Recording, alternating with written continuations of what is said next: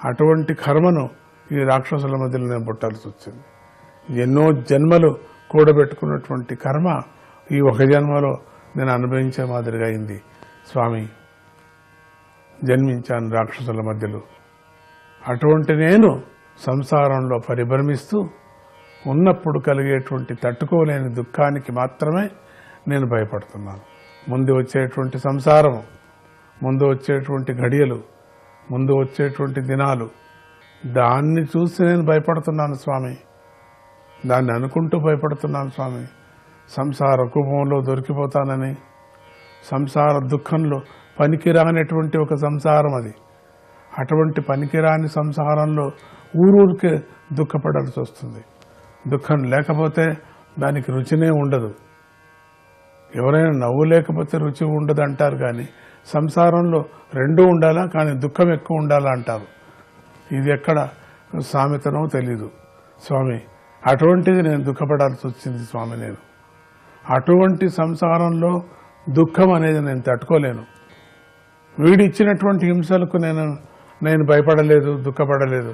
ఎందుకంటే నువ్వు నన్ను వచ్చి రక్షిస్తావని నాకు బాగా తెలుసు స్వామి. నన్ను రక్షణ నువ్వు చేసుకుంటావు, నా మీద ఉండేటువంటి ప్రేమ అపారమైందని.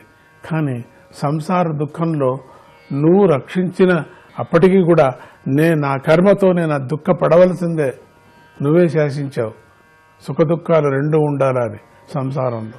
కాబట్టి దాన్ని మాత్రం తీసేసి సుఖమే పెట్టమనటం కూడా నాది బాగలేదు. అది నేను వేడుకున్నటువంటి ఆ ఒక కోరిక అక్రమం, అది బాగలేదు. రెండూ నువ్వు ఇవ్వు, కానీ నీ దయ మాత్రం ఉండని. దుఃఖంలో నేను దూషణ చేసేటువంటి సందర్భాలు రావచ్చు. అటువంటి సమయంలో నా నోటి నుంచి దూషణ చేయించవద్దు. నువ్వు నా మనసులో చెడు అభిప్రాయం కలుక్కోకుండా చూడు. వచ్చిందంటే అప్పుడే నేను శిక్షించుకోవాలా. ఆ విధంగా నన్ను చూడు స్వామి. నాకు అప్పుడే శిక్ష ఇచ్చేసాయి. నాకు తెలుపు నువ్వు చేసిన తప్పిదిని, అప్పటికప్పటికే చేసేసాయి. కానీ అది నేను తట్టుకోలేకపోతున్నాను స్వామి. నువ్వు దయామయంలో ఉత్తముడివి నువ్వు స్వామి. అటువంటి దయగలిగినటువంటి వాడు నన్ను సంసారంలో ఆదుకుంటావు నిజమే. కానీ ఎంత ఆదుకున్నా కూడా నా కర్మను నేను అనుభవించక తప్పదు కదా ప్రభు. అప్పుడు నేను దుఃఖపడతాను, అప్పుడు నేను తట్టుకోలేకపోతాను ఆ దుఃఖాన్ని. ఈ సంసారం మాయా సంసారం స్వామి. ఇది ఇటువంటి మాయా సంసారంలో ప్రభు నేను చిక్కుకొని అల్లాడుతున్నాను. అటు బయటలా ఉండలేను, అటు లోపల ఉండలేను. విలవిలాని నేను కష్టపడుతున్నాను. చాలా తన్నుకుంటున్నాను నేనే. నాకు ప్రాణము పోదు, ప్రాణం ఉండదు. ముందు చూస్తే నాకు భయం అవుతుంది. ఈ ఒక ప్రపంచాన్ని చూస్తే భయం అవుతుంది. ఈ రాక్షసుల పట్ల చూస్తే నాకు భయం అవుతుంది. వీళ్ళందరినీ తప్పించుకొని నేను ఎట్లా సాత్వికాన్ని నేను ఎతుకుదు స్వామి. వీళ్ళు రాక్షసత్వంతో ఒక చోట ఉన్నారు, ఇంకొక చోట రాజసత్వంతో ఉన్నారు. రాజసత్వం కొంచెం ఉంది వీళ్లకు, కానీ సత్వగుణం అనేది అసలే లేదు వీళ్లకు. నేనేం చేస్తూ స్వామి? సత్వగుణాన్ని ఎతకటం ఎట్లా? నేను సత్వగుణంతో జీవించేది ఎట్లా? నేను ఈ ప్రపంచంలో ఈ సంసారం ముందు వచ్చేటువంటి సంసారం నేను తప్పించుకోలేనటువంటి సంసారం వస్తుంది. ఇది చేయాల్సిందే అనేటువంటి వస్తుంది. దాని గురించి నేను యోచన చేస్తున్నా, దాని గురించి నేను భయపడుతున్నాను. ఒకటోటిగా అయిపోతున్నది. వాటికి మీరు మోక్షం ఇచ్చారు. మా నాన్నగారికి మోక్షం ఇచ్చేశారు మీరు. ఎంత అదృష్టవంతుడో. ఒకటొకటిగా అయిపోతుంది. ఇక నా టర్మ్ వస్తుంది ప్రభు. ఇక నాకు ఏదేదో చేస్తారు స్వామి. నువ్వు ఎట్లా కాపాడతావు? నువ్వు నా పట్ల ప్రసన్నుడవై సంసార దుఃఖాన్ని పోగొట్టి ఆశ్రయించదగిన నీ పాదమూలం వద్దకు నన్ను ఎప్పటికి రప్పించుకుంటావు? అవంతా అయిన తర్వాత ఎట్లా నా కథ ఏమిటి? భూమన్ భ్రమామి వదమే తవ దాస్యయోగం. ఓ అనంత, నేను అనేక జన్మాల్లో ఇష్టమైన దాన్ని కోల్పోయి ఇష్టం కాని దానిని పొందాను స్వామి. నిప్పు వంటి శోకంతో కాల్చివేయబడ్డాను ప్రభు. అంతేగాక దుఃఖాన్ని తొలగించుకునే ఉపాయం కూడా నాకు దుఃఖరూపంగానే ఉంది ప్రభు. దాన్ని తొలగించేటువంటి ఉపాయాలు దండిగున్నాయి.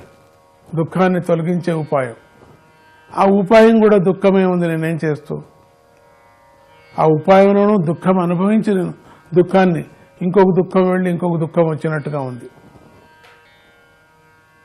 నాకు దుఃఖరూపంగానే ఉంది. అది కూడా ఒక ఉపాయం కూడా దుఃఖరూపంగా. అప్పుడు అదే అనుభవించాల్సి వస్తుంది. ఆ ఉపాయ దుఃఖాన్ని నేను అనుభవించాలా?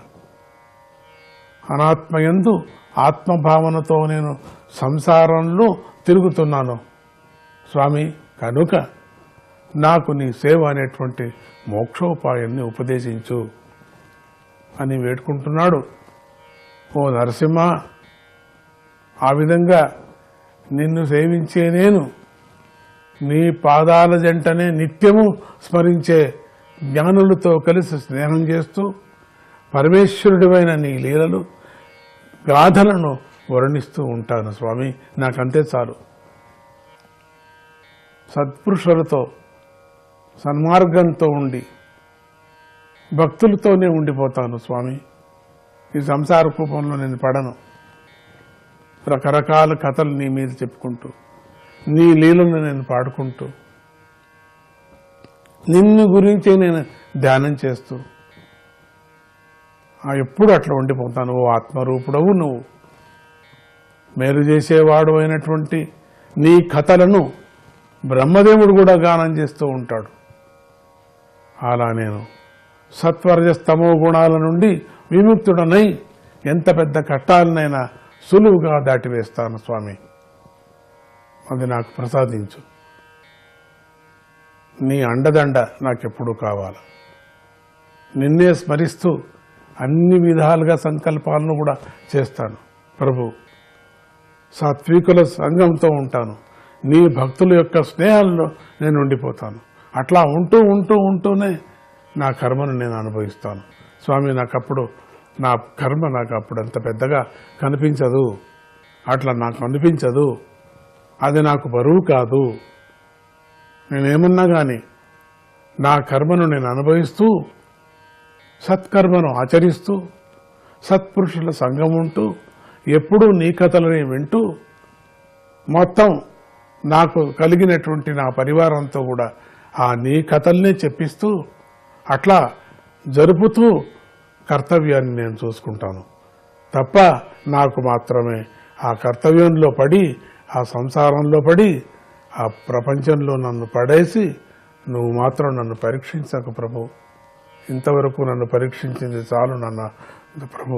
ఓ నరసింహ ప్రభు, ఈ లోకంలో నీతో ఉపేక్షించబడిన ప్రాణులకు తగిన దుఃఖ నివారణోపాయం తాత్కాలికంగా మాత్రమే ఉంటుంది. కొంతమందికి మాత్రమే స్వామి తాత్కాలికంగా దుఃఖ నివారణ అయింది ఉంటుంది. కానీ అనంతమైనటువంటి కర్మ తెగదు, అది తెల్లవారదు, అది తెగిపోదు, అది ఎప్పటికీ ఖర్చు కాదేమో. ఆ చెడ్డ కర్మ నేను ఆచరించింది జన్మ జన్మాంతరాలుగా కూడబెట్టుకొని వచ్చినటువంటి ఆ చెడ్డది కర్మ, సత్కార్యం నేను చేయలేదేమో. ఈ దుఃఖాన్ని నేను అనుభవించేటప్పుడు ఎంత ఉందో ఎవరు లెక్క పెట్టే అది నువ్వు పెడతావు స్వామి. నేను పెట్టలేను. ఎన్ని జన్మలు వచ్చినా నేను పెట్టలేను. ప్రతి జన్మలేను ఎంత పాపం చేశానో. వాచా పాపం, మాట్లాడుతూ పాపం చేశా స్వామి, వింటూ పాపం చేశా, తింటూ పాపం చేశా, సంపర్కాన్ని కలిగించుకుంటూ పాపం చేశా, స్నేహ పాపం చేశా, అబద్ధాలాడా, వాక్ దోషం, అబద్ధాలాడా. నేనేం చేస్తూ స్వామి అటువంటిది వస్తుంది ముందు నాకు. జనార్దనాయ నమః.